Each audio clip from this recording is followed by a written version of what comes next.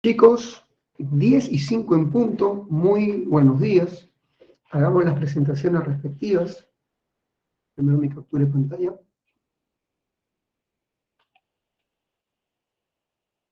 Ya, capturé la pantalla. ¿Qué tal? Mi nombre es Bruno Padilla, tanto gusto, historiador, y conmigo van a llevar el curso de historia. El día de hoy vamos a hacer historia universal. La próxima sesión nos toca historia del Perú. Ustedes, entiendo, son chicos de letras, ustedes tienen que poner mucho énfasis en este curso porque les vienen 10 preguntas de historia, sobre todo los que van a derecho, o ciencias sociales. Bueno, el curso es muy interesante, ciertamente que sí. Hoy vamos a hablar de los siguientes temas. Hablaremos de la teoría de la historia, luego nos metemos al tema de la evolución humana, y acabamos con la prehistoria, básicamente edad de piedra y edad de los metales. Llegaremos a los albores, a los inicios de la civilización. Esa es la temática de hoy. Bueno, vamos a compartir pantalla y vamos a empezar. ¿Cuál es la dinámica de la clase?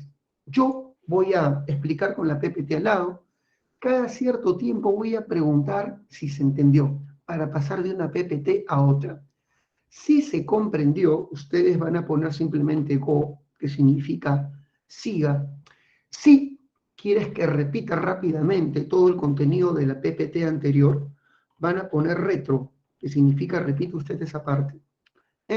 Si tienes una pregunta puntual, escribes nomás que yo voy a estar atento a la ventana de chat. Atento a la ventana de chat. Listo. Sin más preámbulos, vamos a empezar. Comparto pantalla y empezamos con la presentación del curso. Muy bien. El primer tema, chicos, viene a ser la teoría de la historia. Hablaremos de cómo se forjó esta ciencia, cuáles son sus características, el tiempo histórico. Así que sin más preámbulos, empezamos. ¿Qué es la historia? La historia es una ciencia que forma parte de las llamadas ciencias sociales. La primera idea, la historia es una ciencia social. Las ciencias sociales son todas aquellas que estudian el fenómeno humano, estudian al hombre inserto en sociedad. Así que el campo común de las ciencias sociales es estudiar al hombre en su interacción social. Sin embargo, las ciencias sociales se diferencian entre ellas por el concepto objeto de estudio. El objeto de estudio diferencia las ciencias sociales entre sí. Por ejemplo, la economía se enfoca en la producción de riqueza, se enfoca en la escasez, la producción de recursos. La economía se enfoca en el plano material, en la subsistencia de la humanidad. Por ejemplo, la psicología, que empezó como ciencia social antes de ser convertida en las ciencias de la salud, la psicología, hijo mío, estudia la conducta, se basa en la conducta humana. La arqueología estudia los restos materiales de la humanidad, así que cada ciencia social tiene un enfoque distinto. ¿Qué estudia la historia de la humanidad? La historia de la humanidad estudia básicamente su pasado. Vamos a poner, la historia estudia el pasado de la humanidad. Sin embargo, el pasado es demasiado amplio, muy grande, así que el historiador no puede analizar todo el pasado. El historiador tiene que enfocarse en un evento particular de ese pasado, y ese evento particular del pasado se le llama hecho histórico. Así que es la primera idea que vamos a tomar en cuenta. La historia no estudia el pasado de manera específica, la historia estudia un evento particular de ese pasado al cual se denomina hecho histórico. Entonces, esa es la primera idea que vamos a marcar. Cuando te pregunten, ¿cuál es el objeto de estudio de la historia? No es el pasado, es el hecho histórico, un evento particular y específico de dicho pasado. Chicos, hasta ahí se va entendiendo, pregunto, ¿se va entendiendo? La historia forma parte del grupo de las ciencias sociales y su objeto de estudio es el hecho histórico. Hasta ahí se va comprendiendo, por favor verifiquen. Gracias. Go si se entendió, retro si quieren que repita. Ahora, el hecho histórico, hijo mío, para ser comprendido el hecho histórico, tiene que tener un contexto. ¿Qué elementos configuran su contexto? El contexto de un hecho histórico están conformados por tres elementos: el espacio, la sociedad y el tiempo. A veces uno de estos elementos determina un hecho histórico. Voy a poner un ejemplo. Vamos a el espacio. Estados Unidos durante la Guerra Fría era invencible. Norteamérica no perdía guerras, derrotó las grandes potencias de Occidente en las guerras mundiales. Sin embargo, la derrota más dura de Estados Unidos fue la guerra de Vietnam. Vamos a escribir Vietnam. Y tú dirás, profesor, ¿y qué tenían los vietnamitas para darle a Estados Unidos una derrota tan aplastante? No tenían tecnología ni una economía poderosa. Lo que tenían a su favor era el espacio. El espacio de Vietnam es una jungla, sumamente muy bien, Germán, inhóspita, donde el ejército norteamericano no se podía desplegar. Los vietnamitas utilizaban la técnica de guerra de guerrillas, pequeñas emboscadas y retiradas. Con el tiempo, el ejército norteamericano se fue desgastando hasta finalmente retirarse, porque el territorio hacía imposible derrocar a las guerrillas llamadas Vietcong. Un ejemplo exterior, un ejemplo para el Perú. El Perú derrotó a Sendero en la década de los 90 con la captura de Abimael Guzmán. Sin embargo, los últimos remanentes de Sendero, dirigidos por los Quispe Palomino, se encuentran refugiados en una zona inaccesible para el Estado peruano, el Brain. Y ahí aún superviven, amparados en el narcotráfico. ¿Por qué el Estado no puede acabar con estas decenas de subversivos que han llevado el terror a esta región? Porque el territorio es inaccesible. El Brain simplemente es una jungla donde las fuerzas regulares, al ingresar, simplemente se perderían y serían exterminadas por un enemigo de guerrillas. ¿Se va entendiendo? ¿Se entendió cómo el espacio puede determinar un hecho histórico? Vamos chicos, verifiquen si se entiende. Muy bien. Ahora pasamos al factor sociedad. A veces la sociedad determina un hecho histórico. Te doy un ejemplo. Napoleón había invadido toda Europa y Europa estaba bajo su dominio en buena parte. Pero hubo una sociedad distinta y fuerte quienes decidieron por su idiosincrasia quemar sus propias ciudades y poblados antes de ofrecérsela al invasor francés. Cuando Napoleón llegaba a una de estas ciudades, la encontraba completamente devastada, con su ganado sacrificado y sus campos arrasados. Esta técnica de destruir tus propias ciudades antes de dársela al enemigo se llama técnica de tierra arrasada. Tierra arrasada. ¿Y qué sociedad tenía esa idiosincrasia de autosacrificio? Los rusos. Napoleón se aterrorizó con la resistencia rusa, era extremadamente feroz ante la invasión enemiga. Aquí la idiosincrasia de un pueblo, el tipo de sociedad, determinó el hecho histórico. Te voy a dar otro ejemplo. En la época de la presidenta chilena, Michelle Bachelet, se dio una gran protesta en el plano magisterial, y los que salieron a protestar en Chile fueron los alumnos, acompañando a sus maestros, los alumnos, pidiendo mejoras en la currícula, más tiempo para el estudio y pidiendo mejores bibliotecas. Yo te pregunto, ¿tú crees que aquí en nuestro país los estudiantes de cuarto y de quinto van a salir a hacer una protesta pidiendo mejoras para el sector educativo? ¿Tú crees que aquí, bajo nuestra concepción, es posible eso? Ni de vainas, pues, los chibolos están pensando en dotear, en jugar Free Fire, las chibolas en subir sus videos a TikTok, estar todo el día creando estados. Así que no, somos sociedades diferenciadas. Muy bien. Así que ahí tenemos cómo la idiosincrasia determina, hijo mío, la diferencia de un suceso. Ahora vamos al factor tiempo. Rusia en 1917 experimenta tres transformaciones veloces. En 1917, Rusia, al inicio del año, solamente en enero, Rusia era un estado zarista, gobernado por un zar. Sobre inicio de enero, Rusia era un estado zarista. Sin embargo, hijo mío, al mes siguiente, en febrero, se desarrolló una revolución, la revolución menchevique, y Rusia dejó de ser un estado zarista, una monarquía gobernada por un emperador llamado zar. Rusia se convierte en una república liberal.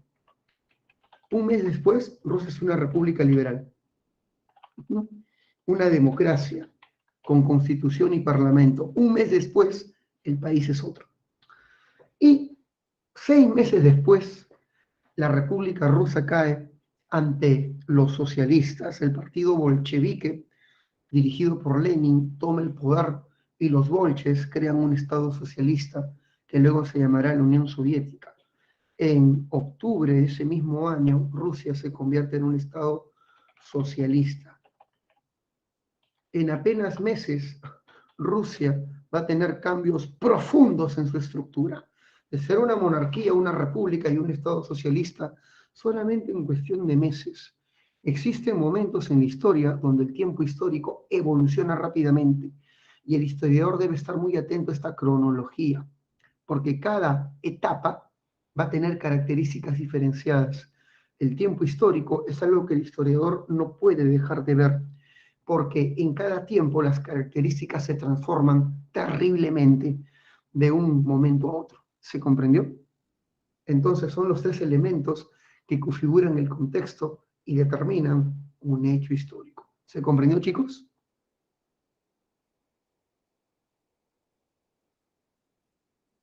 Vamos, vamos, muy bien.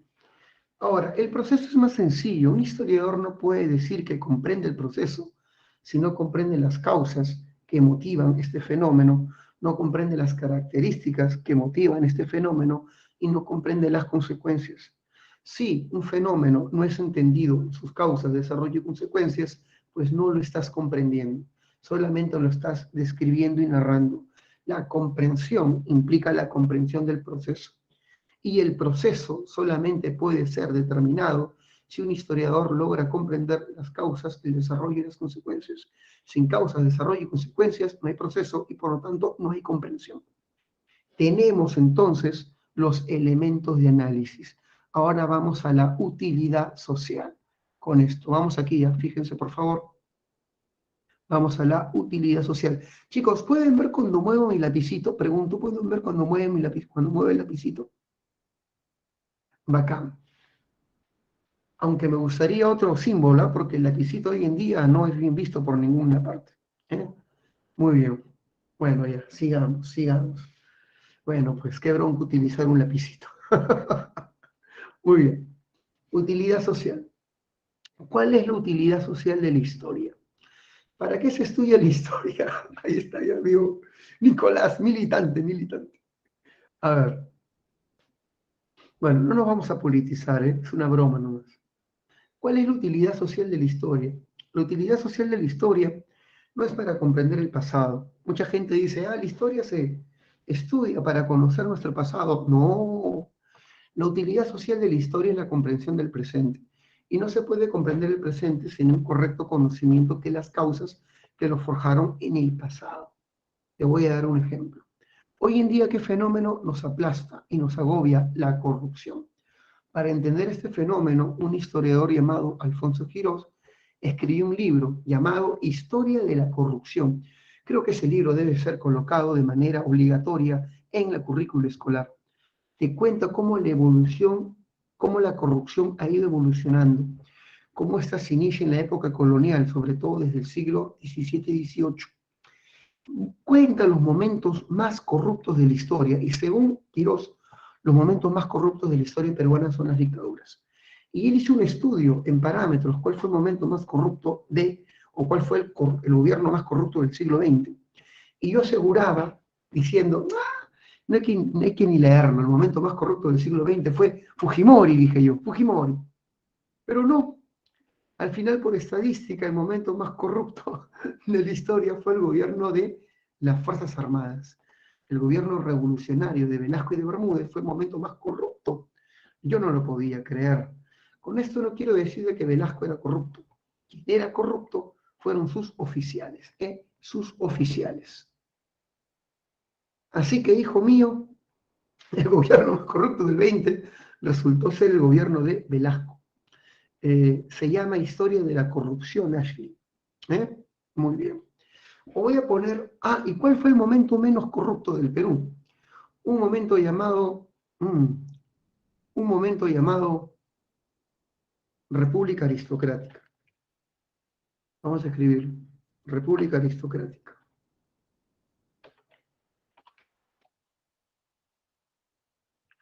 Este fue el momento menos corrupto. ¿Y quiénes gobernaban en ese periodo? Gente muy rica, conocida como la oligarquía. La oligarquía es un grupo de familias pudientes y dirigentes que tomaron el control del Estado y lo monopolizaron, convirtiéndose en los dueños del Perú. Familias poderosas tomaron el control del Estado. Pregunto, hijo mío, ¿estas familias poderosas y muy pudientes tenían necesidad de enriquecerse con negocios turbios? La respuesta es no, ya tenían dinero. Así que ellos llegaron al poder para tomar el monopolio estatal, no para enriquecerse a través de prácticas corruptas como cohecho, malversación, para nada. Esa fue la etapa menos corrupta, pero con esto no quiere decir que fue el mejor momento. La oligarquía gobernaba de manera egoísta, ignorando las demandas de las grandes mayorías. La clase media y los sectores populares no tenían participación de la administración del Estado. Sin embargo, fue la etapa menos corrupta. Así que él ha demostrado que en los momentos de democracia la corrupción disminuye y en los momentos de dictadura la corrupción se incrementa. Así que la historia sirve para comprender el presente en base al conocimiento del pasado. ¿Se entendió? ¿O quieres otro ejemplito? Dime tú. No sé si quieres otro ejemplito.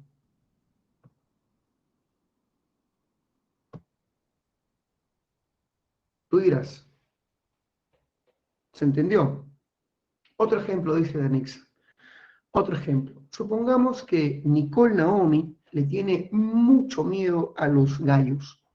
Ve un gallo y sale corriendo y se pone a llorar. Es un ejemplo, ¿eh?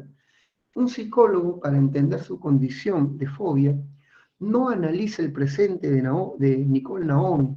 Su presente no tiene respuestas. Lo que analizaría de Naomi sería su infancia. Fue en su infancia donde se dieron ciertos hechos traumáticos que van a determinar su fobia actual. Su problemática actual se forjó en el pasado y el análisis de su problemática comienza con la visión de los traumas de la infancia anterior. Por lo tanto, para comprender y hacer un diagnóstico de su estado actual, se tiene que ver su pasado, ya que ahí se forjaron las causas de su fobia. ¿Se entendió? La historia es igual. La problemática actual, corrupción, machismo, feminicidio, debilidad de nuestros partidos, se ha ido formando en el tiempo. Y es a través de ese análisis donde se puede diagnosticar la problemática. ¿Ahora sí se comprendió? ¿Ahora sí se comprendió? Excelente. Ahora pasamos, hijo mío, a los orígenes. ¿Dónde nació la historia? La historia nace en la Grecia clásica, nace en la antigua Grecia, nace en el siglo V a.C. Mire el lapicito, ¿sí? Mira, pero no lo sigas. Bueno, ya sigamos. La historia nace en el siglo V a.C., en la Grecia clásica, y debes saber de que la historia tiene su origen en un hombre llamado Heródoto. Antes de haber historiadores, el pasado de la humanidad se conocía a través de los poetas y los cronistas. Poetas y cronistas. Ya está. ¿Cuál es el problema de los poetas? Que la poesía es hermosa, pero ficcionaliza la realidad, no es rigurosa con la realidad. Solamente le importa ensalzar la proeza y el valor de un personaje. La poesía narra hechos del pasado, pero es muy subjetiva. Los cronistas tienen el problema de no comprender, narran, describen los sucesos, hacen una narración exhaustiva sin comprender las causas, características ni consecuencias, así que carecen de la comprensión del fenómeno. Sin embargo, Heródoto era un cronista que fue testigo de una guerra que le cambió la vida, las guerras médicas.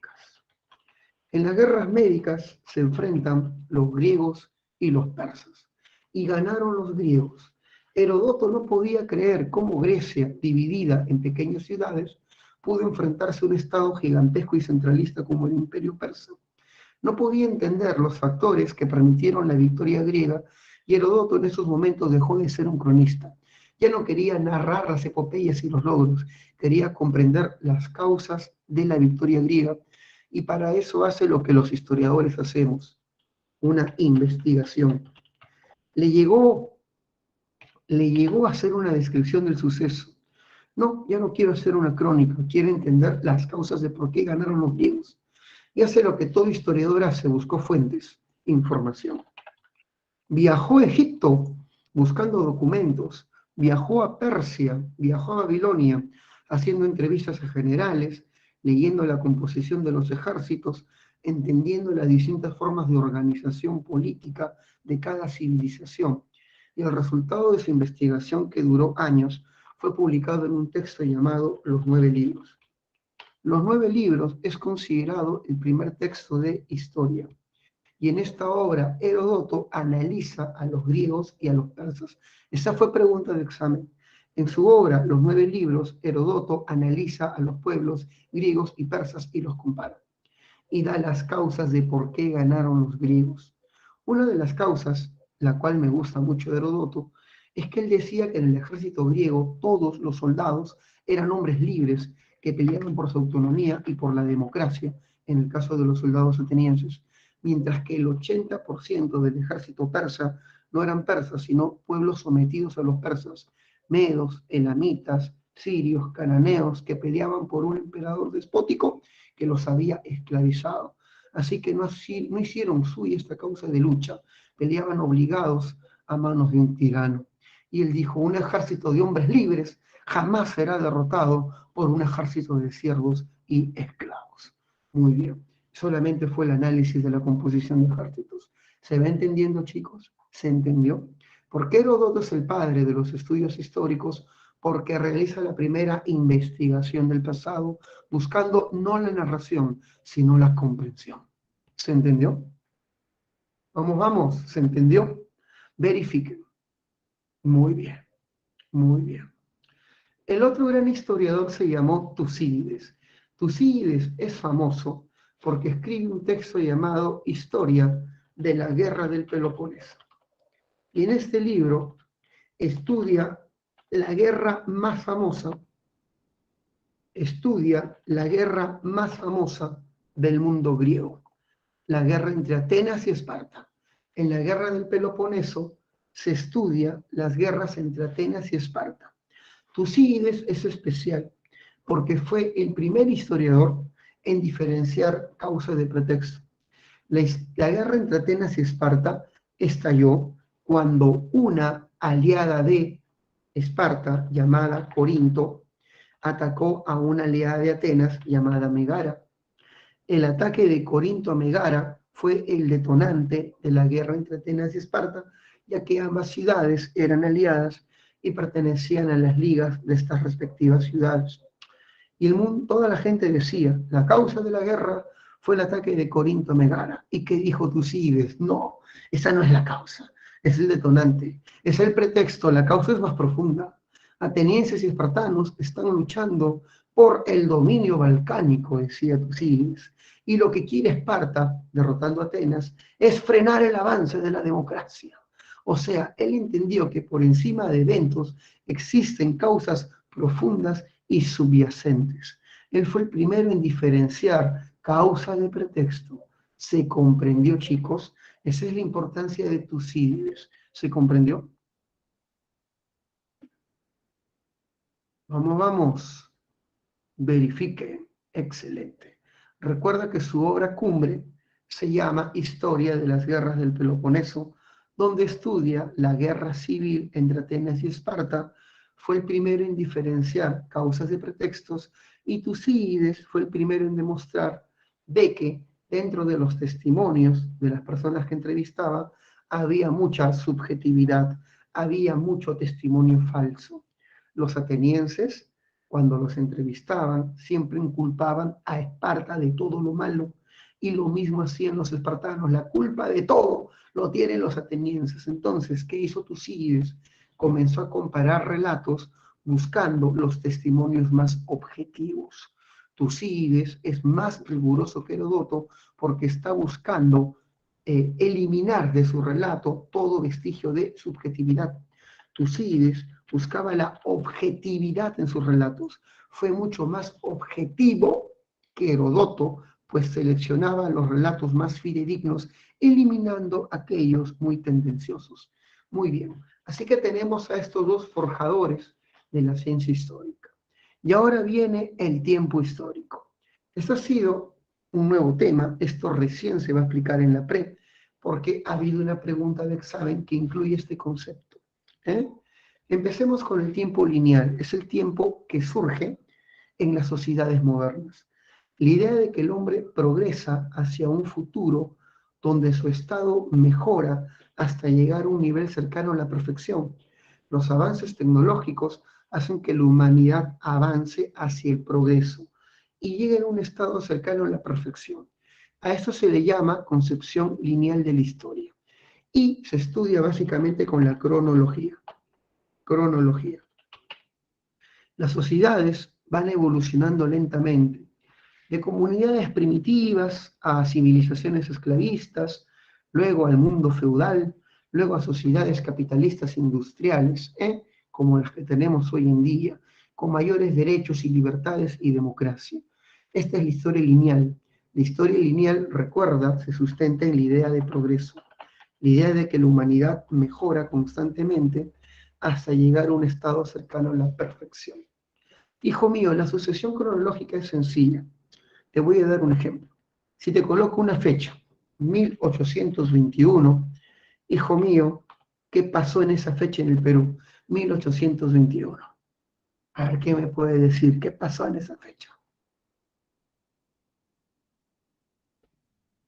1821. ¿Qué pasó en esa fecha? Independencia. Con el tiempo, el Estado fue dominado por militares. Sin embargo, hijo mío, ¿qué pasó en el año de 1879? A ver, qué chibolo tiburón me dice, ¿qué pasó en el 79?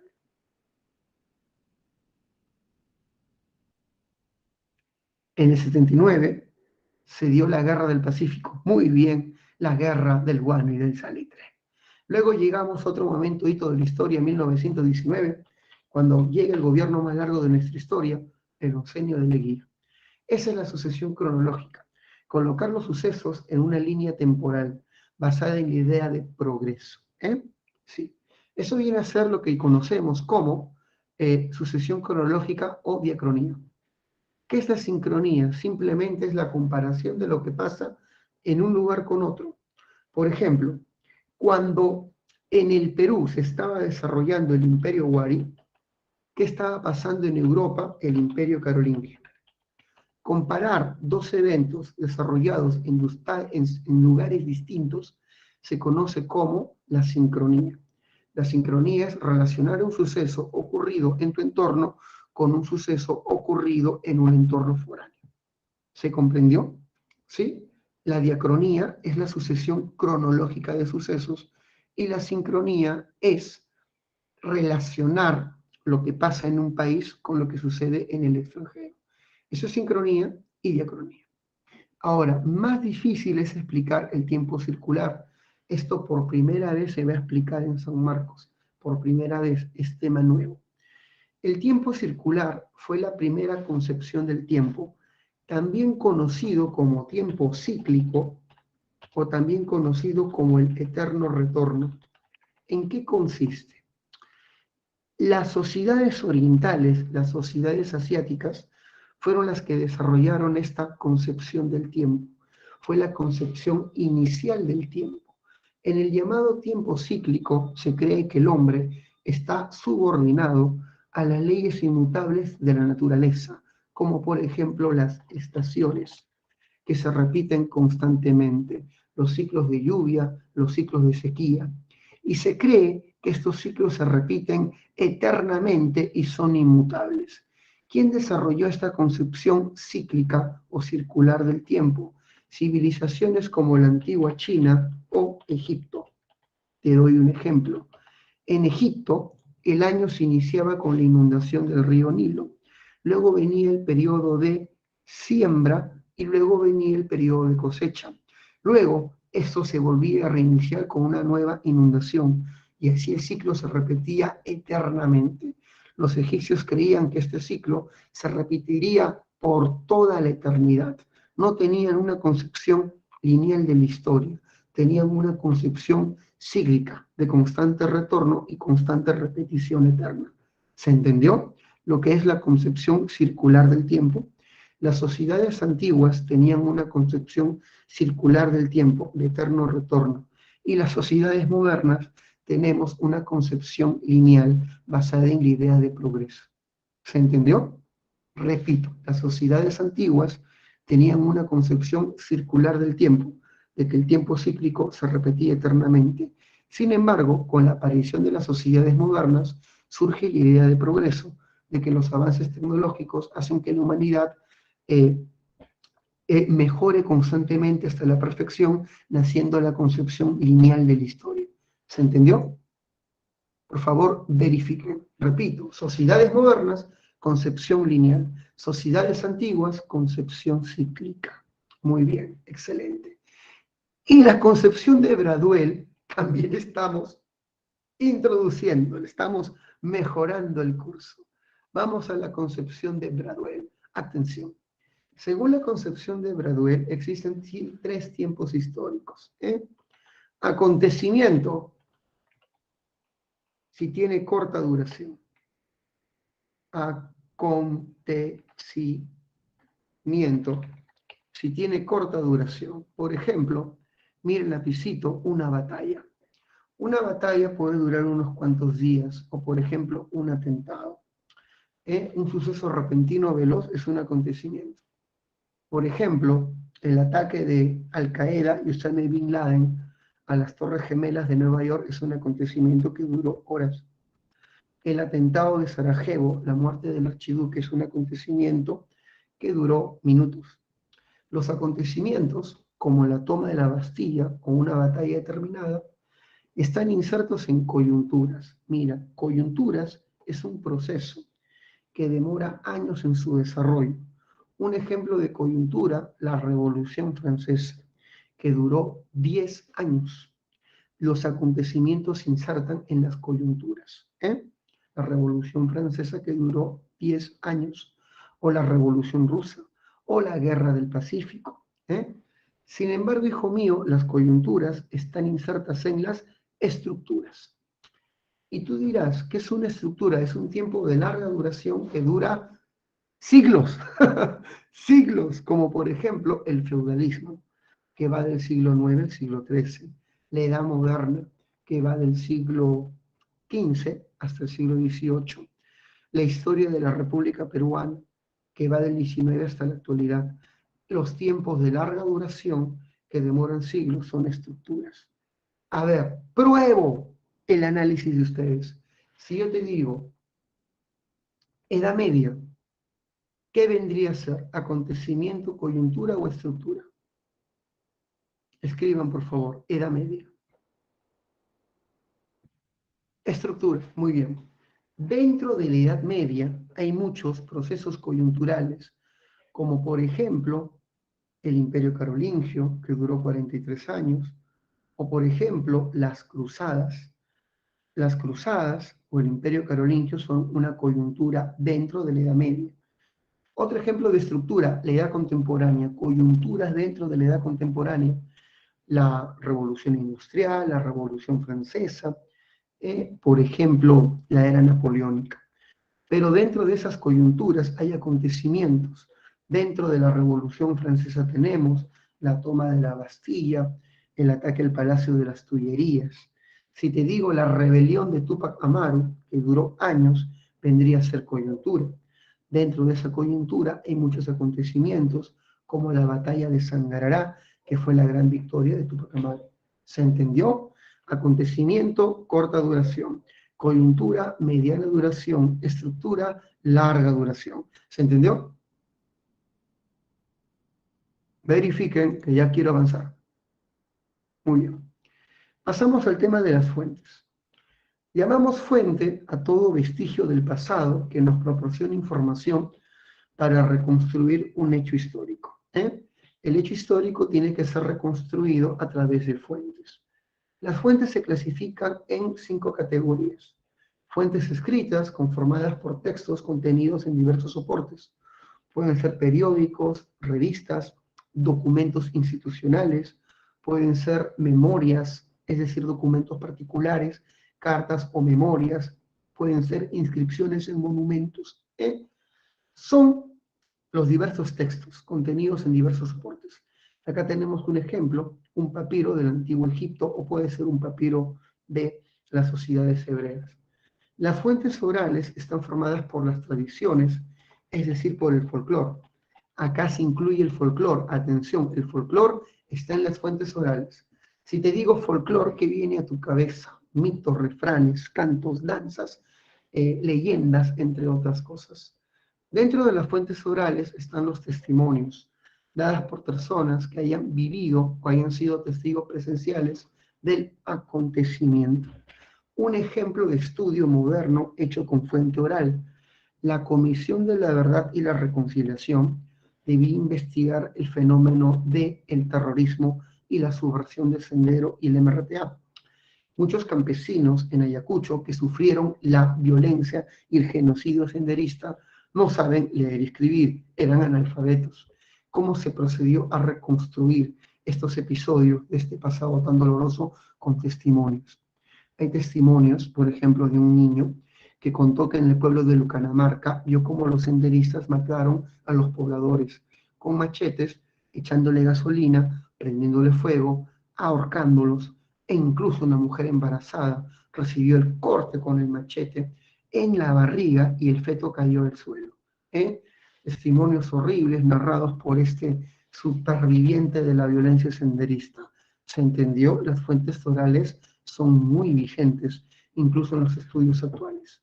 Vamos chicos, ¿se está comprendiendo? Verifica, verifica, verifica. Muy bien.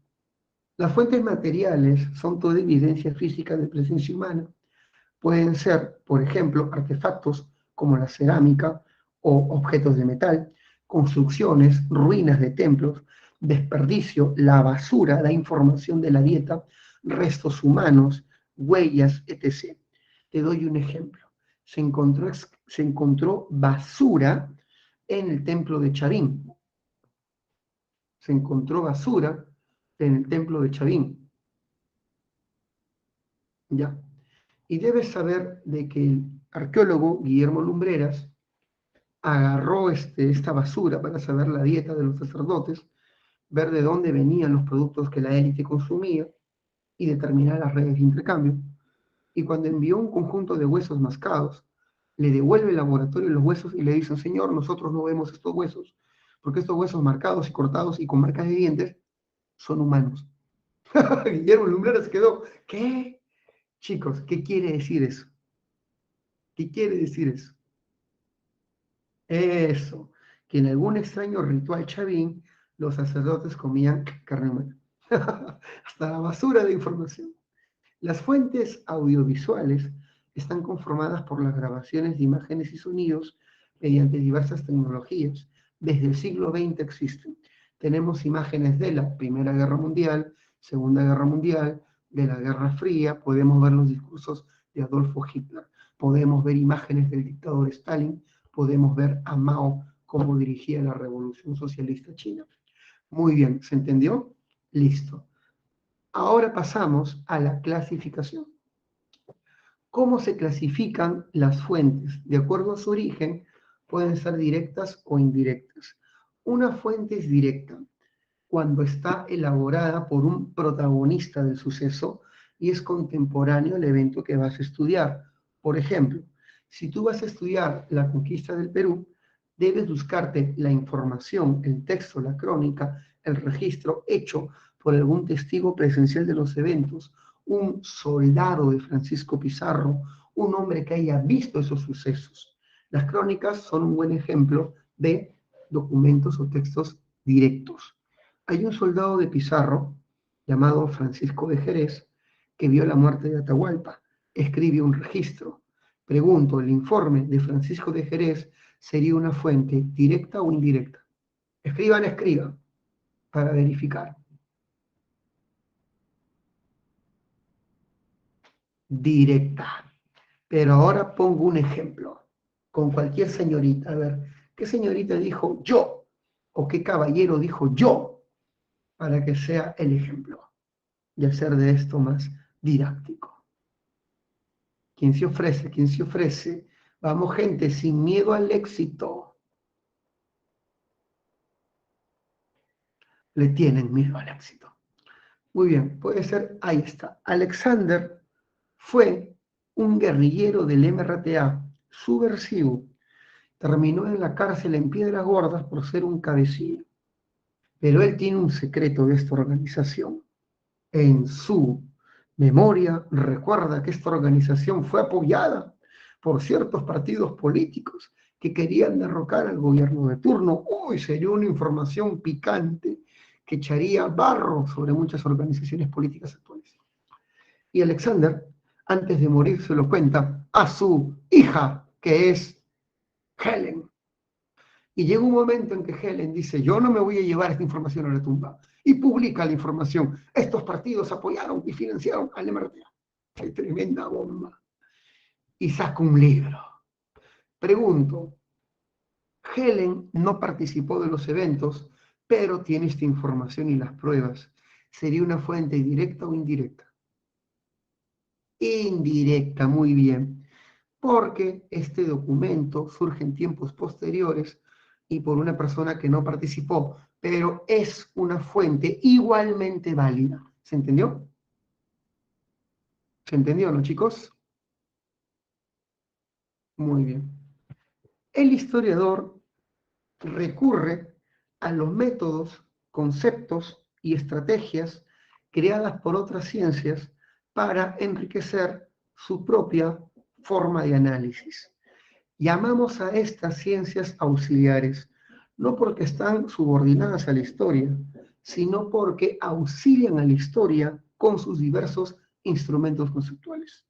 Las ciencias más cercanas a la historia son, en este sentido, la arqueología, la antropología, la sociología, la geografía, la economía. Vamos a analizar cada una de estas. ¿Qué estudia la arqueología? Estudia a las sociedades arcaicas a través de sus restos materiales. Repito, estudia las sociedades del pasado a través de sus restos materiales. Un historiador no puede hacer un estudio de los incas únicamente con documentos. Tiene que pedir apoyo a la arqueología y buscar información en esta, para que la arqueología, con sus métodos, por ejemplo, de excavaciones, de datación cronológica de restos, pueda dar información a los historiadores de qué cosa se desarrolló en cierto momento. La arqueología es una ciencia muy cercana a la historia. ¿Eh? Por ejemplo, ahí tenemos un grupo de arqueólogos que analizan los restos de la Dama del Cao, la famosa gobernante mochica del Valle de Chicama. O por ejemplo, en Egipto hay una alianza impresionante entre los historiadores, los egiptólogos y los arqueólogos. Cada descubrimiento permite a los historiadores hacer o crear una nueva narrativa. Esa es la arqueología. ¿Se entendió qué es la arqueología, no? ¿Se entendió qué es la arqueología, no, chicos? La ciencia social que estudia las sociedades a través del análisis de sus restos materiales, aliada, cercana a la historia. ¿Se comprendió? Vamos, vamos. La antropología. La antropología es la ciencia creada para estudiar a las sociedades no occidentales, para estudiar a los pueblos del lejano oriente, estudiar a las tribus de la Polinesia o estudiar a las comunidades indígenas, a las sociedades no occidentales. Así nació la arqueología. La arqueología es la única ciencia que estudia al ser humano como ser físico, sus diferencias étnicas, su proceso evolutivo, sus diferencias raciales, clasificándola en distintos grupos étnicos, estudia el ser humano como ser físico, y como ser cultural, estudiando el desarrollo de sus culturas. Ahí tenemos a un famoso antropólogo, Bronislaw Malinowski. Este antropólogo quería entender la forma de vida de las comunidades oceánicas que vivían en las Islas Trobriand, que eran sociedades primitivas, primigenias, de organización tribal. Convivió años con ellos para poder entender las estructuras que determinaban su pueblo y el porqué de sus costumbres, la racionalidad de sus costumbres. Los antropólogos pueden convivir con comunidades amazónicas, pueden convivir con pueblos andinos, tratando de comprender sus rituales, sus creencias, su organización social básica, y en base a eso poder comprender las sociedades más complejas. Comprender sociedades complejas a partir del análisis de sociedades más simples, como las comunidades primitivas. Otra aliada de la historia, la antropología. Recuerda, la antropología es la ciencia social que estudia al ser humano como ser físico y como ser social, especializado en el análisis de sociedades no occidentales, sobre todo comunidades primitivas. ¿Se comprendió? Vamos, vamos, vamos, vamos, verifiquen, verifiquen. La sociología estudia las sociedades modernas. Si la antropología estudia comunidades arcaicas y primitivas, la sociología estudia a las sociedades modernas e industriales. Estudia la estructura y el porqué del comportamiento social. Si tú quieres estudiar, por ejemplo, por qué ganó Ollantaytamala en las elecciones o por qué ganó Pedro Castillo, los sociólogos comienzan a hacer encuestas y gracias a su estadística pueden determinar qué grupos sociales votaron por tal candidato y entender el por qué propuesta de tal candidato tuvo más calada en distintos estratos sociales. Por lo tanto, la sociología estudia sobre todo a las sociedades contemporáneas, actuales, sobre todo las actuales, para poder entender la lógica de la dinámica social en este momento. ¿eh? La sociología es básicamente el análisis de la sociedad del momento en base a estadística y a diversas teorías de análisis. Muy bien. Así que la sociología es la ciencia que estudia a las sociedades modernas y contemporáneas, estudiando su estructura y funciones de comportamiento. Ya está. Esa es la sociología, perfecta para estudiar a las sociedades actuales, modernas y contemporáneas. La geografía estudia la interrelación entre el medio y la sociedad. Existen sociedades que han sido determinadas por su medio, y ya te conté la importancia del espacio en el análisis histórico. La economía estudia los recursos, producción y riqueza, y un historiador tiene que tener teoría económica para poder comprender, por supuesto, cómo funciona la economía de las sociedades del pasado. Ya está. Ahora pasamos a las disciplinas auxiliares. Y atención con esto, ¿eh? Atención con esto. Las disciplinas auxiliares no son ciencias.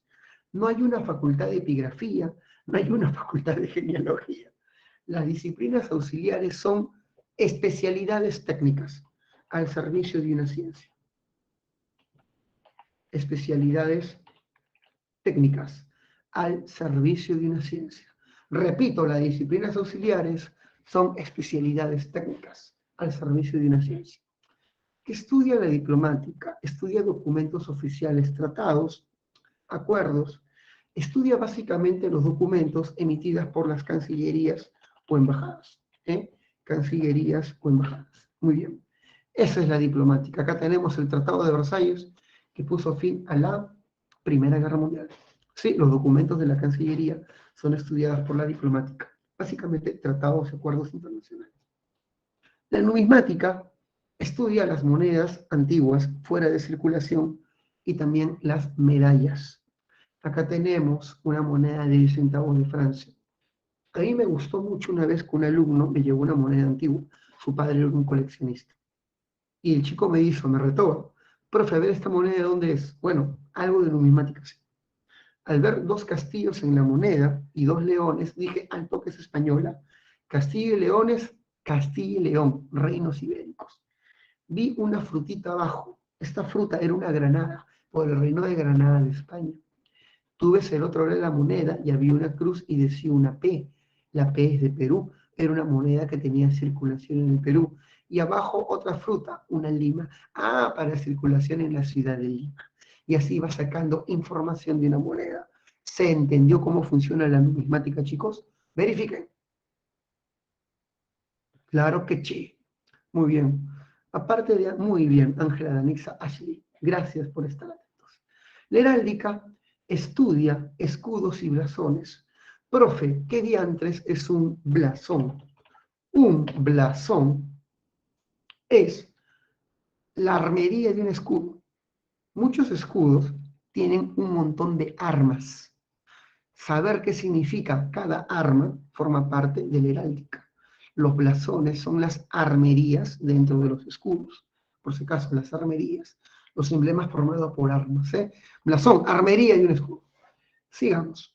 Debes saber que hay escudos que son representativos. Por ejemplo, el escudo de San Marcos tiene un animal que representa a San Marcos. ¿Qué animal representa a San Marcos? No me digan perro vaca, que era un animal muy famoso en las marchas y protestas sanmarquinas. Yo me acuerdo de perro vaca, Dios mío. Era un perro sagrado cuando estaba vivo. Yo me acuerdo de que cuando estaba dictando en la Facultad de Química, dejé la puerta abierta y perro vaca ingresó al salón. Y en vez de votarlos, los chibolos la adoraban. Ah, perro vaca, me acuerdo. Que se convirtió en la mascota oficial en su momento. Y perro vaca no se movía, era muy gordo. Pero pregunto, ¿qué animal está en el escudo de San Marcos? El león. Y si te fijas en el escudo de San Marcos, tenemos la fruta de la lima que representa Lima. Y tenemos 3 coronitas. ¿Qué representan las 3 coronas en el escudo de San Marcos? Los Reyes Magos. ¿Y por qué los Reyes Magos? Porque Lima fue llamada la ciudad de los reyes. La ciudad de los reyes, para Lima. Otro ejemplo. En nuestro pabellón nacional y en nuestro escudo tenemos hojas de laurel bordeando nuestro escudo, pero 2 de esas hojas apuntan hacia abajo. Solo 2. ¿Qué representan esas hojas de nuestro escudo que están en dirección hacia abajo? Muy bien, Germán. Arica y Tarapacá, perdidas en la Guerra del Pacífico. ¿Se comprendió? ¿Se comprendió la heráldica? La paleografía estudia la escritura antigua sobre papel y papiro. ¿Sí? Muchos datos, Leonor, muchos datos. Mira, esto que está aquí, tú dirás, ¿esto en qué lengua está? Castellano. Es un texto para el Perú. Eso es castellano del siglo XVI. ¿Quién puede leerlo? Yo algo de paleografía sé porque soy historiador. Acá dice el señor licenciado Mesa de Ramírez del Concilio de Lima, regidor en Madrid. Mira que dice regidor en Madrid. ¿Pueden verlo? Parece letra de médico. Eso es paleografía, hijo mío. Incluso se puede ver la fecha. Dice al 11 de febrero de 1622 años. ¿Lo pueden ver? Mira el lapicito. Aquí está. 11 de febrero de 1622 años. Claro, es paleografía. Y la traducción de textos antiguos es la paleografía. Distinta es la epigrafía. La epigrafía estudia inscripciones y monumentos sobre piedra o materiales duros, que puede ser madera o puede ser cemento. Estudia grabados. Una cosa es escribir y otra cosa es un grabado. Un grabado es una inscripción hecha con cincel y martillo. Acá tenemos una lápida romana. Esto no es escritura, esto es un grabado, una inscripción hecha con cincel. Acá dice, pues en latín, Cayo Coelus construyó los muros y torres y puertas de la ciudad. Esa es la diferencia entre la epi y la paleo. La paleo estudia escritura sobre papel y papiro y la epi, inscripciones y grabados sobre material duro. Eso es importante. ¿Se entendió, chicos? Vamos, verifiquen, verifiquen, verifiquen. Muy bien. Pasamos a la genealogía. La genealogía estudia los linajes familiares. Muy importante para estudiar familias, dirigentes y gobernantes. Acá tenemos, hijo mío, a la familia Habsburgo, que gobernó España, Alemania, Austria, Países Bajos, y fueron los reyes del Perú y de México, y prácticamente de toda Hispanoamérica. Familia tremendamente importante, cuya ramificación se extendió a distintos países. Acá tenemos un estudio genealógico de la ramificación de la familia Habsburgo. En el Perú también se han hecho estudios genealógicos para familias muy poderosas. ¿Qué familias han sido extremadamente poderosas en el Perú? Por ejemplo, los Prados. Los Prados se han merecido un estudio genealógico. Tenemos un Prado héroe, Leoncio Prado, en la Guerra del Pacífico. Tenemos dos presidentes de la República, el famoso Mariano Ignacio Prado, presidente 2 veces, y tenemos a Manuel Prado, presidente 2 veces. Tenemos a grandes empresarios, ministros como Jorge Prado, y tenemos a grandes intelectuales como Javier Prado. Incluso Javier Prado fue rector de San Marcos y un filósofo eminente. Hay una avenida llamada Javier Prado. Los chibolos pasan por la Javier Prado y no saben quién es. Ya sabes, filósofo positivista, intelectual de inicios del 20 y rector sanmarquino. ¿Se comprendió?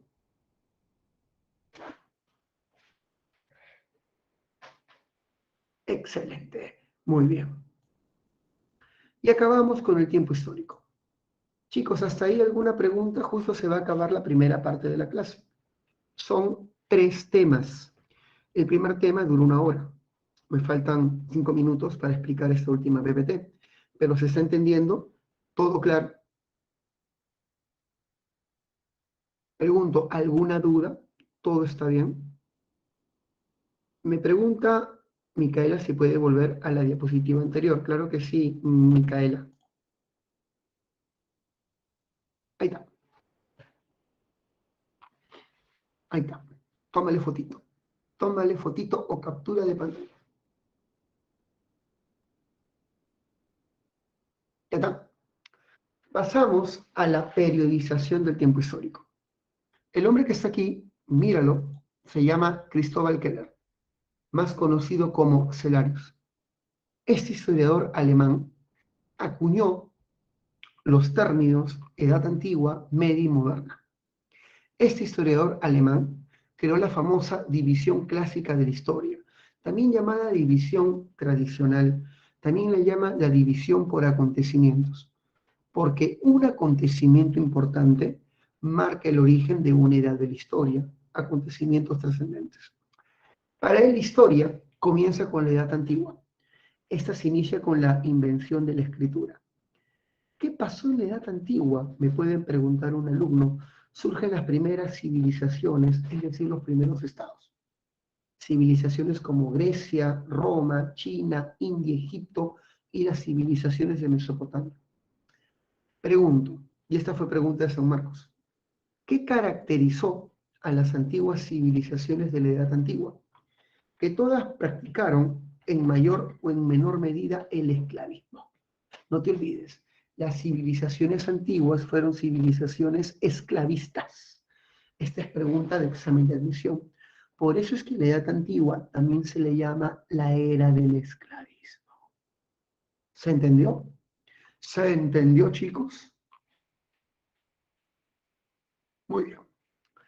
Pasamos a la Edad Media.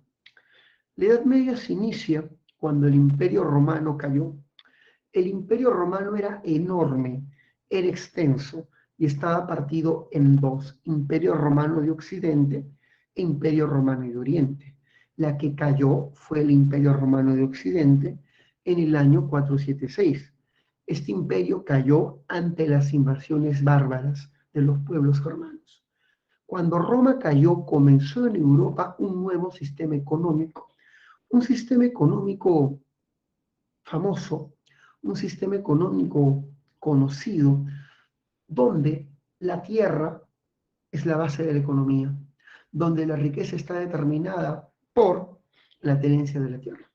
¿Cómo se llama este sistema económico? Se llama feudalismo.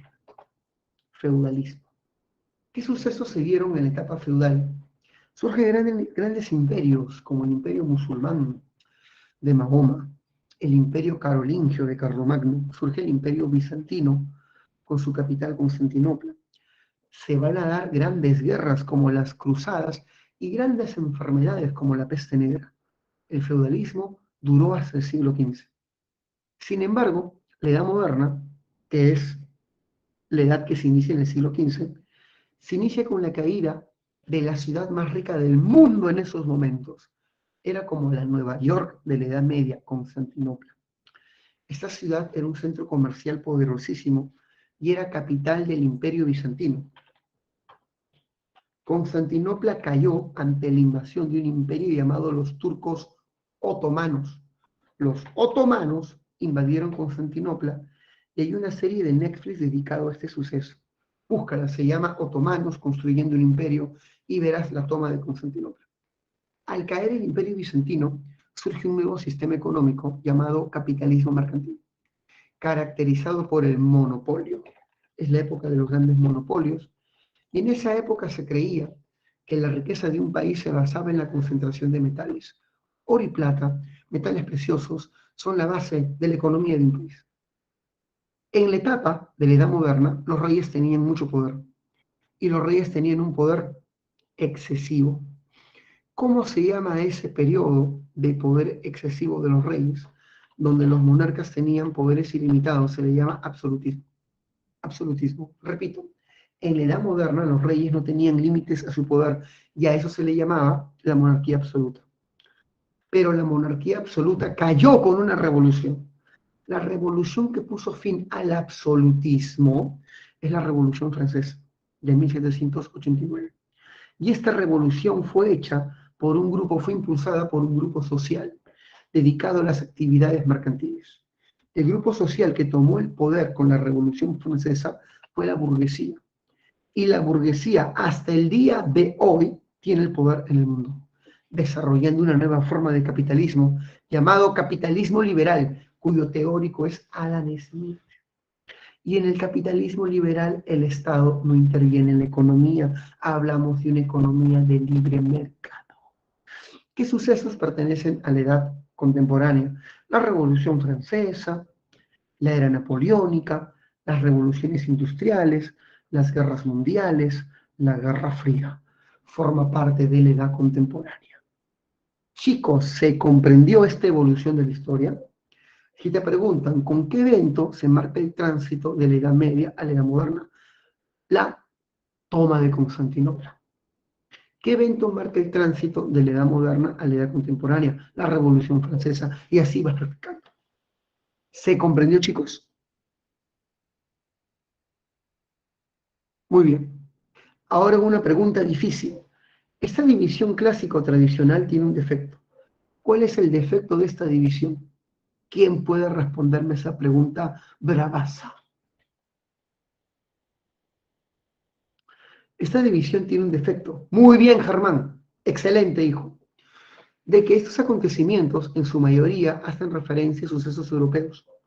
La caída de Roma, la toma de Constantinopla y la Revolución Francesa se dieron en Europa y se fijan únicamente en los procesos europeos, como si los procesos del resto del planeta no tuviesen impacto ni importancia. Esta fijación excesiva en la realidad europea se le llama eurocentrismo. Muy bien, Germán. Muy bien, Antonio. ¿Eh? Y es el defecto de esta división tradicional. Chicos, hemos acabado el tema más largo de hoy y ahora pasamos a evolución. 5 minutos para relajarnos, respirar y atender a sus preguntas. ¿Tienen alguna pregunta de este tema o de otro? Podemos hablar de HP, de HU, de la realidad actual. Podemos hablar de cualquier cosa en estos 5 minutos de relajación. Respirar, siempre es bueno respirar. Además tenemos 3 horas. ¿Alguna pregunta? ¿Alguna duda? ¿Alguna acotación?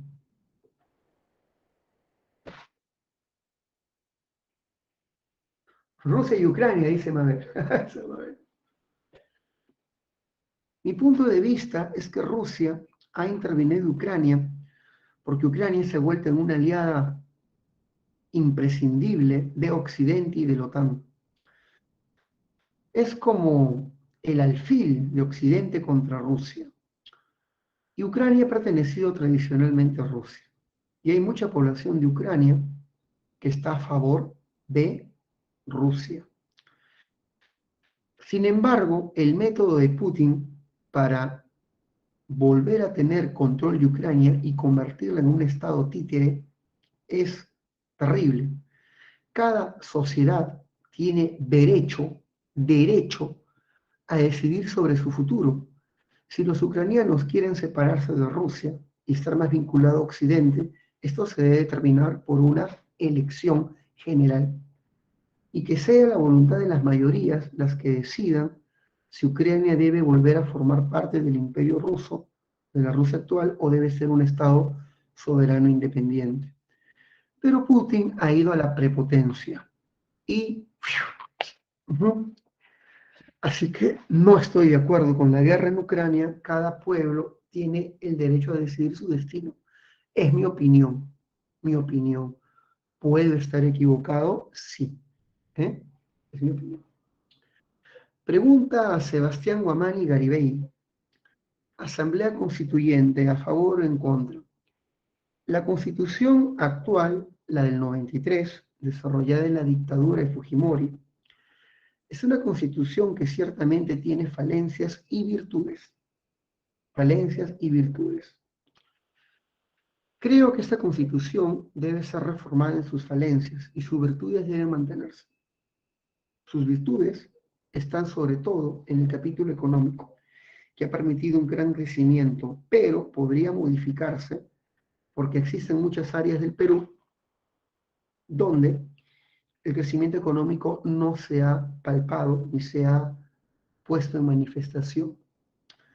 Así que estoy a favor de su reforma, mas no de su completa anulación. Sí, y considero que los momentos de reforma tienen que darse en momentos más estables, no en momentos de crisis como el de ahora. No es la prioridad en el momento, vivimos una crisis terrible. Así que parcial y en un momento de estabilidad, no de crisis.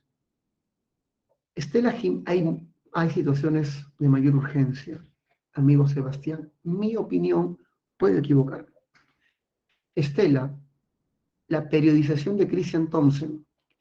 Christian Thompson lo que hace es dividir la prehistoria en dos momentos importantes, edad de piedra y edad de los metales, en base a los instrumentos utilizados. Pero Christian Thompson, querida Estela, no hace una división de la historia, hace una división de la prehistoria.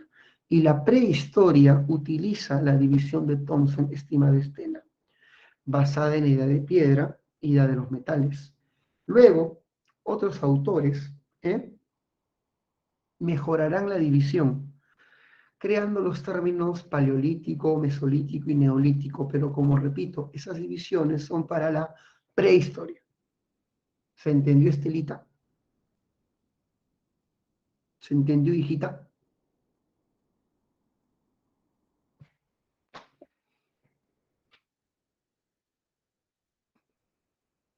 Te pregunto, Estelita, ¿se entendió?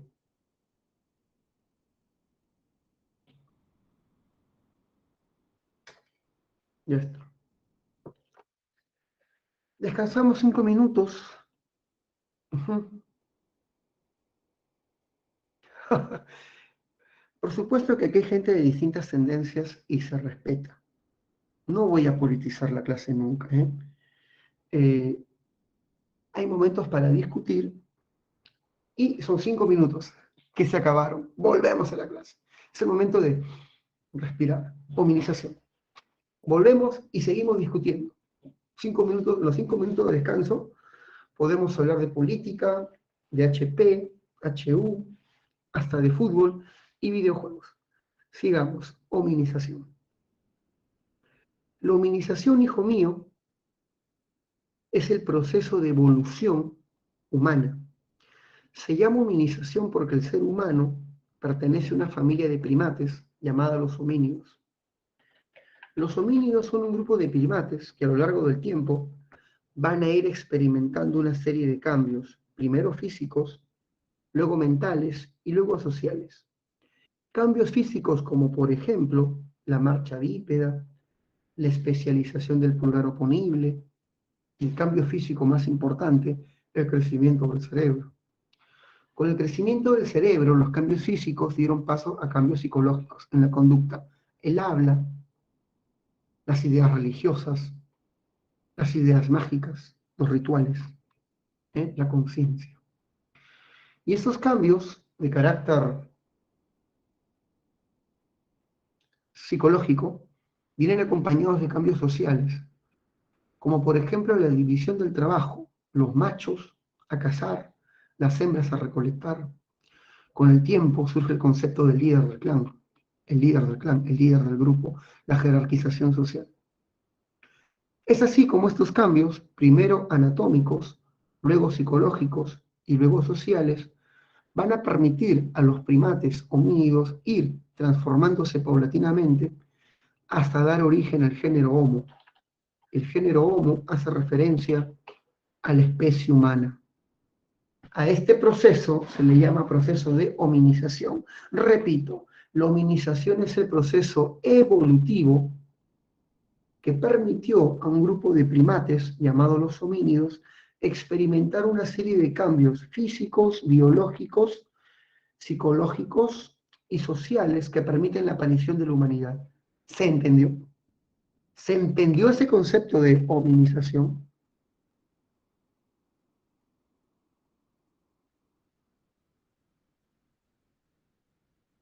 Muy bien. Gracias, Andy. Gracias, Helen. Gracias, Axel. Gracias, Geraldine. Gracias, Nicole. Sigamos. Gracias por estar atentos. Un factor importante para características. La cuna de la humanidad es África y los restos más antiguos de presencia humana o de evolución se han encontrado a lo largo de este valle que está sombreado, llamado el Gran Valle del Rif. Aquí se han encontrado los vestigios más antiguos de la humanidad. Debes saber, hijo mío, de que la hominización hoy en día se sabe que es un proceso ramificado. La evolución humana está ramificada. Me explico. Yo recuerdo que cuando era un estudiante, mi profesor me enseñaba de que cada especie humana sucedía a otra. Me ponía un dibujito de un monito que poco a poco se iba irguiendo hasta terminar en un hombre erguido y blanco. Esa visión de la evolución, llamada evolución lineal y progresiva, es errada. Hoy sabemos que múltiples especies coexistían entre sí al mismo tiempo. Un ejemplo, el Homo erectus coexistía al mismo tiempo con el Homo ergaster, coexistía con el Homo antecessor y al mismo tiempo con el Neandertal. Estos existieron al mismo tiempo y el que tuvo más capacidad de adaptación dio origen a una nueva especie. El Homo neandertal coexistió también con el Homo sapiens. Así que hoy en día no tenemos esta idea de evolución lineal y progresiva. Muchas especies coexistieron al mismo tiempo, dando origen a nuevas que coexistieron con otras. Hoy se habla más bien de una evolución ramificada. Y a esta evolución ramificada se le llama filogenia. Filogenia, ¿ya? Así que no se olviden, la evolución no es un proceso lineal ni progresivo. Hoy hablamos de una evolución ramificada en la que múltiples especies coexistían al mismo tiempo, dando origen a múltiples ramas de especies que también coexistían entre sí. A esta evolución ramificada se le llama filogenia. Filogenia, ¿se entendió? ¿Se entendió? Por favor, verifiquen. Muy bien. Empecemos con el factor geográfico de la evolución, que es la falla del Rif. La falla del Rif es una falla geológica que está separando a África en dos placas. Esta falla se formó por movimientos telúricos, por erupciones volcánicas, y esta falla es responsable de que en ciertas áreas de África el clima sea seco. La falla del Rif es responsable del clima seco en muchas regiones de África, y en esas regiones los bosques desaparecieron y surgió un tipo especial de selva de campo abierto, conocida como la sabana. Buena pregunta, Germán, y es algo que vamos a ver en un momento. Vamos a ver esto en un momento. tranquilo, llego a esa parte y tu respuesta va a ser satisfecha. Debes saber de que la sabana es la selva de hierba, donde los bosques son reducidos y están desapareciendo. Este primate, adaptado a vivir en el bosque, está viendo cómo su hábitat está desapareciendo. Y según la teoría de Darwin, las especies tienen que adaptarse a su entorno, de lo contrario se extinguen. Es así como este primate decide adaptarse al entorno de la sabana y caminar y caminar en estas tierras, a suelo firme. Pero hay un problema, mira, cuando este primate quiere adaptarse a la sabana, la vegetación que salta le impide ver. Él mide 1,40 m y a 4 patas, la vegetación de la sabana le impide ver. ¿Qué tiene que hacer para poder ver sobre la hierba, erguirse sobre sus patas traseras y desarrollar la marcha bípeda? El bipedismo fue una adaptación de estos primates al entorno de la sabana. Y es así como surge una nueva familia de primates llamadas los homínidos. Los homínidos son los primates bípedos. Y recuerda que el bipedismo surge como una adaptación de estos antiguos simios al entorno de la sabana para poder ver sobre el horizonte y poder advertir a los depredadores. ¿Se entendió? Chicos, ¿se entendió el por qué estos primates se vuelven bípedos? Verifiquen, por favor. Repito, la falla del Rif es una falla geológica responsable de los climas secos en muchas áreas. En esos climas secos se forma la sabana, importante porque la evolución se inicia en la sabana. Los grandes simios abandonaron los bosques que están desapareciendo y se adaptan al entorno de la sabana. Para ver sobre la hierba, desarrollan la marcha bípeda. El bipedismo es el motor del proceso evolutivo, inicia la evolución. Con el bipedismo surge la posición erguida. La columna se modifica en forma de S para soportar el peso del cráneo. Los brazos o extremidades superiores se acortan. Las piernas se alargan y se vuelven más anchas. Y con la posición erguida, los brazos se liberan del suelo y las manos se van a especializar en la capacidad de manipular objetos, la capacidad prensil. En la llamada capacidad prensil, hijo mío, en la llamada capacidad prensil, un dedo juega un rol especial, el pulgar oponible. Aquí está. El pulgar oponible ya estaba presente en los primates, se especializa en los homínidos, y este pulgar maravilloso se especializa para coger objetos grandes y pequeños con mayor fuerza y precisión. El pulgar oponible no aparece, se especializa al mejorar la capacidad prensil. Sin embargo, estos primates deben buscar alimento. Y el alimento más importante en la sabana, hijo mío, a ver, te creo, opiniones, ¿qué alimento abunda en la sabana? Escriban, por favor, ¿qué alimento abunda en la sabana? ¿Qué alimento abunda en esta selva de hierba? No me vayan a poner abunda la hierba, porque esto no come pasto, ¿eh? ¿Qué alimento abunda en la sabana? Mosquito. Dime. Chicos, abundan animales muertos, es decir, carroña. Eso, Leonor, carne de animal muerto.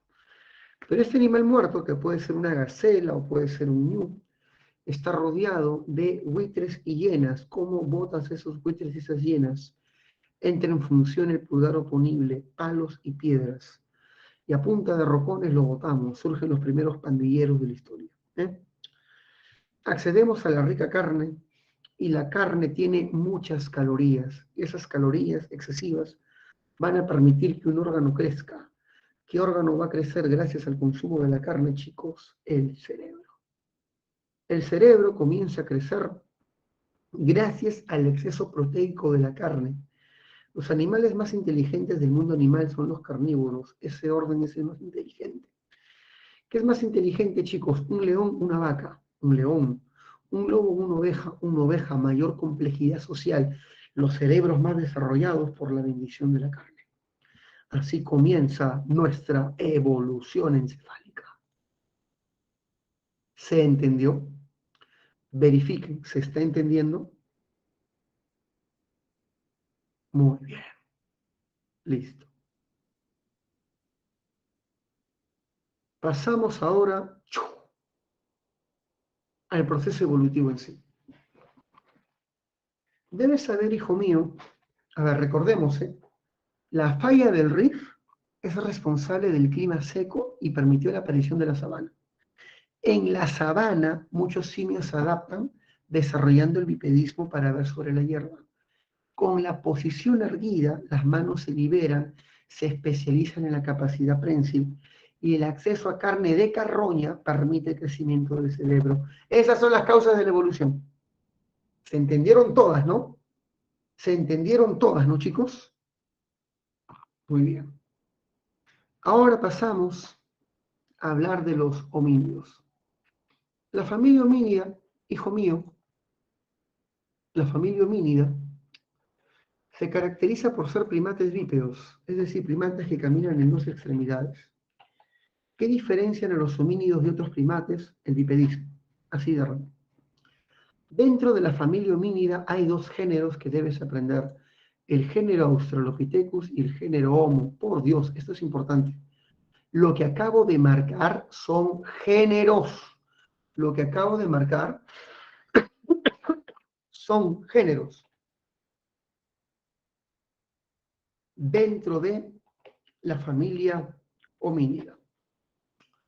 Nosotros pertenecemos al género Homo, claro está, pero antes de haber humanos, existía un género ancestral. ¿De dónde descendemos los humanos? De los Australopithecus. Es el ancestro directo del ser humano.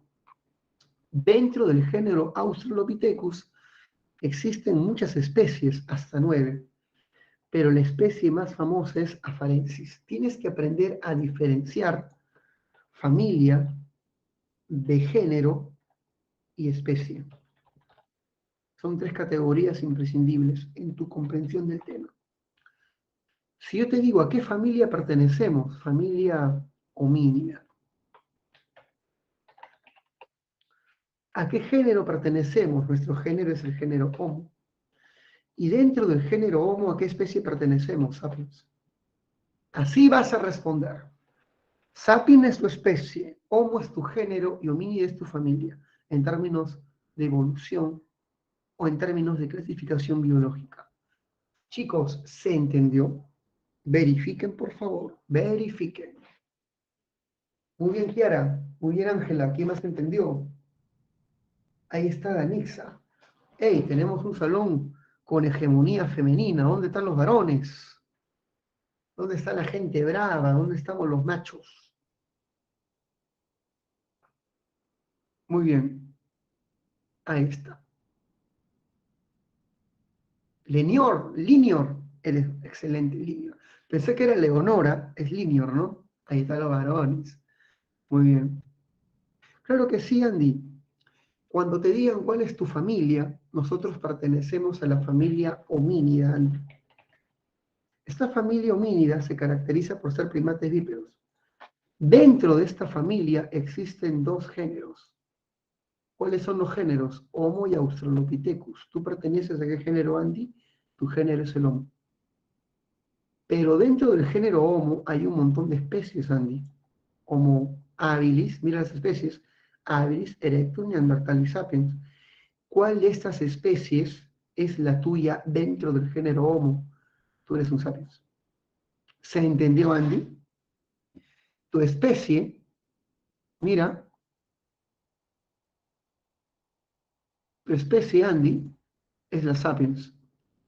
Y tú eres un sapiens dentro del género Homo. Y eres un Homo dentro de la familia homínida. ¿Se entendió? ¿Se entendió? Muy bien. Linoir se pronuncia como Lenoir, así se pronuncia Lenoir o Linoir. Te pregunto, hijo, para llamarte por tu nombre. Lenoir. Ya, Lenoir. Muy bien, estás comprendiendo. Pero te voy a explicar algo con respecto a los sapiens sapiens, ¿eh? Ahorita te voy a explicar, hijo, que los sapiens sapiens en realidad no existen. Simplemente se dice sapiens, ¿ya? Vamos a seguir. Pasamos a la prehistoria. Ya estamos en la PPT 9 de 15. Estamos más de la mitad. Muy bien, más de la mitad. A ver, atención. Debes saber, hijo mío, de que la prehistoria, también llamada comunidad primitiva, vamos a escribir su nombre, comunidad primitiva, ujú, se divide en dos grandes momentos, edad de piedra y edad de los metales. ¿Ya? La edad de piedra se divide a su vez en tres momentos, paleolítico, mesolítico y neolítico. Vamos a escribirlo. Paleolítico, mesolítico y neolítico son los tres momentos de la edad de piedra. Faltan tildes, pero estoy escribiendo rápido por cuestiones de tiempo. El paleolítico es el primer momento de la edad de piedra, y si te preguntan durante el paleolítico cómo era el clima, vivíamos en un periodo de glaciaciones, en la llamada edad de hielo. A la edad de hielo, ¿cómo se le llama? Pleistoceno. Pleistoceno. Durante el paleolítico se dio la evolución humana. Durante el paleolítico surgen las diversas especies que van a configurar la humanidad, el Homo habilis, el Homo erectus, Neandertal y Sapiens. Todas esas especies surgen durante el paleolítico. Si te preguntan cómo vivían estas poblaciones, bueno, estas poblaciones vivían agrupadas en bandas de cazadores y recolectores, y esto nos lleva a la economía. La economía primitiva, primigenia del Paleolítico, es una economía de tipo depredador. El ser humano era un depredador. El ser humano cazaba, pescaba, recolectaba, pero hay un problema con la economía depredatoria.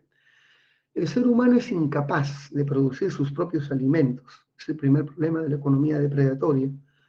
El ser humano solamente se dedica a actividades extractivas, problema uno. Y el problema dos es que la economía depredatoria apenas sirve para cubrir las necesidades básicas. Es una economía de subsistencia. De subsistencia. Por otro lado, debes saber de que el estilo de vida vinculado a una economía depredatoria es el nomadismo. ¿Qué es el nomadismo? Es la migración de grupos humanos por estaciones. Cada vez que los recursos de un entorno se agotan, estos grupos están obligados a migrar y establecerse en otra zona con nuevos recursos y de acuerdo a cierta estación. Los rebaños migran de acuerdo a las estaciones y los seres humanos deben migrar en búsqueda de los rebaños. El ser humano es incapaz de establecerse en un territorio fijo y determinado. No puede, porque necesita de estos recursos para su subsistencia. Así que el nomadismo es eso, es la migración de grupos humanos por estaciones en búsqueda de recursos. Al nomadismo también se le llama transhumancia. Transhumancia. ¿Se entendió, chicos? ¿Se entendió? Dime, por favor, si se está entendiendo. Verifica. Muy bien, Kiara. Muy bien, Danixa. ¿Alguien necesita una retro, por favor? Verifiquen, ¿ah? ¿Todo claro? Muy bien. Durante el Paleolítico, este se divide en tres momentos: Paleolítico inferior, medio y superior. Durante el Paleolítico inferior aparecen dos especies, habilis y erectus. Homo habilis es el primer ser humano, es el primer ser humano. Y el Homo habilis es famoso por ser el primero en fabricar herramientas.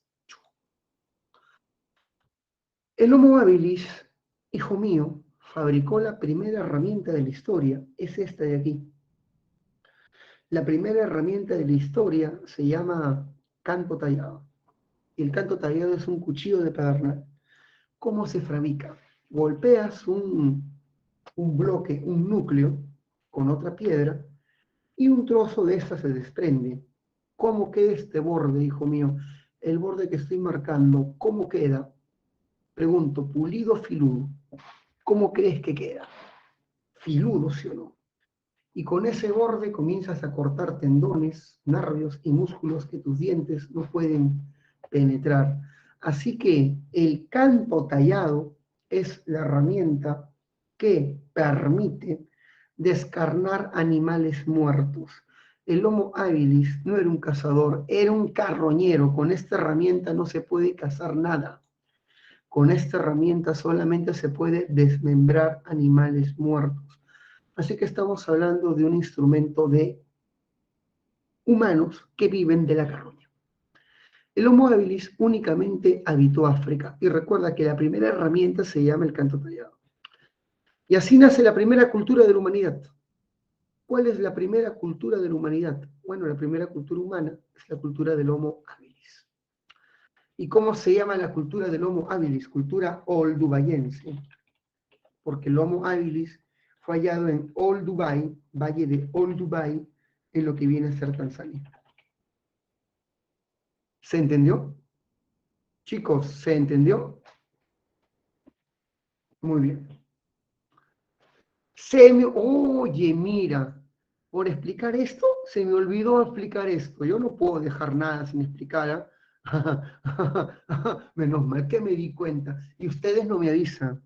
Y ustedes no me avisan, ¿eh? Hijo mío, a veces el profesor se olvida y falla. Y ahí entran los alumnos tromes para poder apoyar. Antes de haber humanos, vivían los australopithecus. Los australopithecus son los homínidos ancestros del hombre y ellos dominaban plenamente el bipedismo. Un ejemplo de que los australopithecus eran bípedos son un conjunto de huellas hallados en un país llamado Tanzania, halladas específicamente en una región llamada Laetoli. En Laetoli, una comunidad de Tanzania, se han encontrado huellas de Australopithecus de 3,7 millones de años de antigüedad. Impresionante. Estas huellas de Australopithecus se han mantenido porque se hizo sobre un terreno cubierto con ceniza volcánica. Acá un volcán hizo erupción, el suelo se cubrió de cenizas y cayó la lluvia y se formó una masa parecida al cemento. Por ahí caminaron los Australopithecus y estas huellas se han encontrado. 3,7 millones de años de antigüedad, impresionante. Estas huellas llamadas la caminata de la Etoli demostrarían de manera contundente el bipedismo en este género de homínidos, los Australopithecus. Chicos, ¿se entendió? Lo que es la caminata de la Etoli, las huellas de Australopithecus que demostrarían el bipedismo en este género. ¿Se entendió? Dime que sí, muy bien. Dentro del género Australopithecus tenemos una especie que es la más famosa, que es la especie Farensis. Dentro de la especie Farensis tenemos a dos famosos fósiles. El fósil de Lucy y el fósil de la niña de Dikika, también conocida como la niña de Ceilán. Lucy y Ceilán, repito, Lucy y Ceilán son los fósiles más famosos. ¿Por qué? Porque son los más completos. En el caso de Lucy, que es un Australopithecus hembra, se encontró hasta el 40% del esqueleto. Una cosa extrañísima. Porque en la paleontología lo que se encuentra es un pedazo de cráneo, un pedazo de mandíbula, un esqueleto es inusual. ¿Y por qué se encontró un esqueleto? Se cree que Lucy se murió ahogada cruzando un río. Se encontró en el lecho de un río primitivo. Estando embarazada, intentó cruzar el río y la muy tonta se cayó y el agua se la llevó, se la llevó, se la llevó. Y bueno, pues Lucy se ahogó, cubierta su cuerpo con una capa de sedimentos. Qué mala suerte para ella, pero qué buena para la ciencia. ¿Por qué? Su cuerpo cubierta con sedimentos se conservó por millones de años. Si ella hubiera muerto en la intemperie, su esqueleto hubiera sido despedazado por los carroñeros. Qué suerte para la ciencia que se murió ahogada. Se quedó su esqueleto para el estudio. Sin embargo, el fósil más completo de Australopithecus pertenece a una niña de 9 años llamada Celan. Lo especial de esta niña es que tiene las partes del hueso que no se pudieron conservar en Lucy. Tiene todos los huesos de la costilla, a Lucy le falta la parte inferior, tiene todos los huesos de la mano, Lucy no tiene huesos de la mano, y tiene huesos de los pies, que Lucy tampoco posee. Así que son los fósiles más completos de Australopithecus, Lucy y Celan. No olvidar. Ga. No, vamos a poner. Ga. Es el grito de guerra de los gamers. Muy bien, sigamos. ¿Hasta ahí se entendió? ¿Hasta ahí se entendió? Muy bien. Listo. Sigamos. Pasemos al Homo erectus. Ya está. Nos quedan todavía 10 minutos, 15 minutos de clase. Uf, por si acaso son 3 horas, ¿eh? Viene el recreo y volvemos. Tengo que explicar 5 PPTs en una hora. Sobrado. Hasta me va a sobrar tiempo para hablar, para resolver el material y hablar de muchas cosas. Bueno. Homo erectus es la especie humana que inició la colonización de Asia y se han encontrado restos de Homo erectus en Europa, por si acaso. Así que África, Asia y Europa fue colonizada durante el Paleolítico Inferior. Durante el Paleolítico Inferior se colonizó África, Asia y Europa. Erectus es el primer humano en cazar, es el primer cazador para comer mata. Es el primer predador abandonando la carroña. Homo erectus fue el primero en manipular el fuego. El fuego, hijo mío, se manipuló por cuestiones de supervivencia. El fuego tuvo por primera utilidad, por si acaso, no la cocción de alimentos, sino protegerte de los depredadores. Los depredadores acechaban el entorno y el fuego permitió de que los humanos puedan mantener a raya a los depredadores con sus antorchas. Mantenerlos a raya. Por si acaso. Muy bien. Así que esa fue la primera utilidad del fuego. Luego el fuego fue utilizado para colonizar territorios con temperaturas más bajas, darnos calor, y finalmente vino la cocción. La cocción fue buena porque disminuyó el tiempo de digestión. Consumir carne cruda requiere mucho tiempo de digestión y el estómago duele y requiere un descanso constante. Pero la carne coccionada se digiere rápidamente. La bendición del fuego. Muy bien. Listo, ese fue el Homo erectus, chicos. Por si acaso, se han encontrado 2 fósiles de erectus, el hombre de Java y el hombre de Pekín. El hombre de Java y el hombre de Pekín son fósiles de Homo erectus hallado en Indonesia y China respectivamente. Claro que sí. Muy bien. Pasamos al Paleolítico Medio. Chicos, ¿todo claro? Ya estamos acabando prácticamente el Paleolítico, ¿eh? Entramos al Mesolítico. ¿Se entendió todo hasta ahí? Buena, Mariana, buena. Buena, Axel. Buena, buena. Vamos al Paleolítico Medio. Claro que sí, Andrea. Durante el... se te fue el internet. Durante el Paleolítico Inferior surgen las primeras especies, habilis y erectus. El Homo habilis es el primero en el Homo habilis es el primero en producir herramientas de piedra. Esta es la primera herramienta de piedra llamada cuchillo de pedernal o canto tallado. Y el Homo erectus fue el primero en manipular el fuego. Los inicios de la manipulación del fuego está vinculada en frenar a los depredadores. El fuego fue manipulado para ahuyentar a las grandes bestias, como leones, osos y lobos. Después viene la calefacción y la cocción de alimentos. Su origen está vinculado a mantener a raya a los depredadores. Homo erectus inició la colonización de Asia y Europa. Eso fue lo que dije, estimada Andrea. Hice un repaso violento para ti. Muy bien. Pasemos al Paleolítico Medio. En el Paleolítico Medio aparece el hombre de Neandertal. ¿Por qué recordamos a Neandertal? Vivió en una época de bajas temperaturas llamada la glaciación de Worms. La glaciación de Worms, escucha, la glaciación de Worms fue la última glaciación de Europa de Occidente. El hombre de Neandertal habitaba cuevas, era un troglodita y es famoso por hacer los primeros entierros. ¿Qué colocaba dentro de las tumbas? Colocaba conchas marinas, dientes de lobo, bueno, colmillos, y enterraba a sus muertos en un extraño ritual, donde incluso consumían carne. Agarraban pedazos del individuo muerto y lo consumían para asimilar sus capacidades. Practicaban un ritual de ingesta de carne humana, no por hambre, sino para ingerir capacidades. Muy bien. Debes saber que Neandertal, si colocaba objetos, es porque está realizando ofrendas. Y si está realizando ofrendas y rituales, es porque está teniendo ¿qué tipo de ideas? ¿Qué tipo de ideas están surgiendo, chicos? ¿Qué tipo de ideas? Si está desarrollando rituales, ¿qué tipo de ideas están surgiendo? Te pregunto. Muy bien, Antonio. Ideas mágico y religiosas. Los especialistas han encontrado un hioides neandertal. Sobre el hioides se colocan las cuerdas bucales.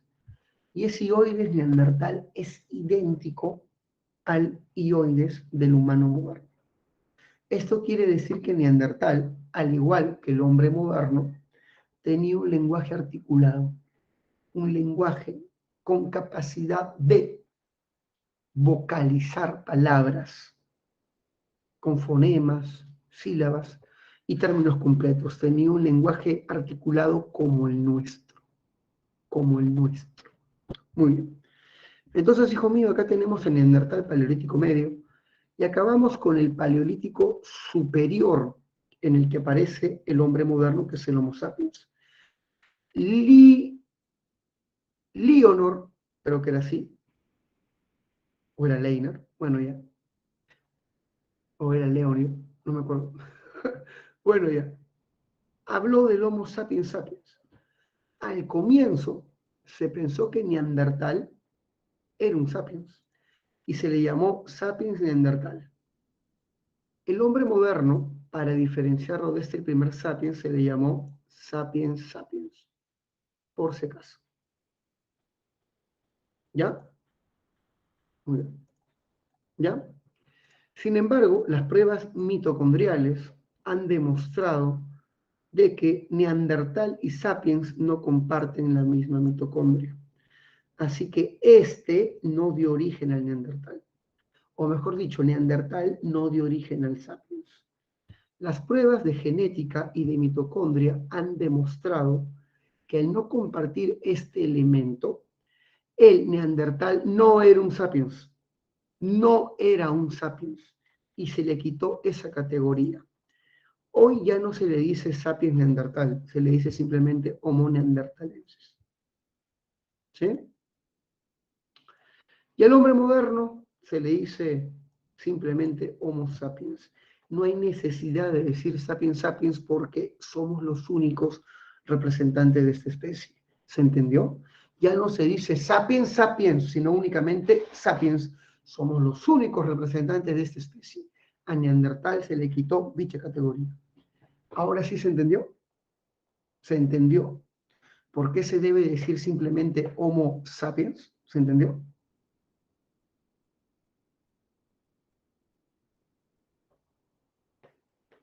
Neandertal es otra especie, no es un sapiens. Esos son estudios modernos. Se cree que Neandertal y sapiens lograron procrear descendencia y que esa descendencia tendría genes tanto de uno como de otros. Son las modernas teorías. Se ha encontrado a grupos humanos con genes neandertales y esto podría comprobar de que ambas especies tuvieron mestizaje.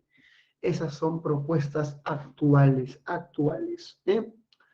Hablemos del hombre moderno.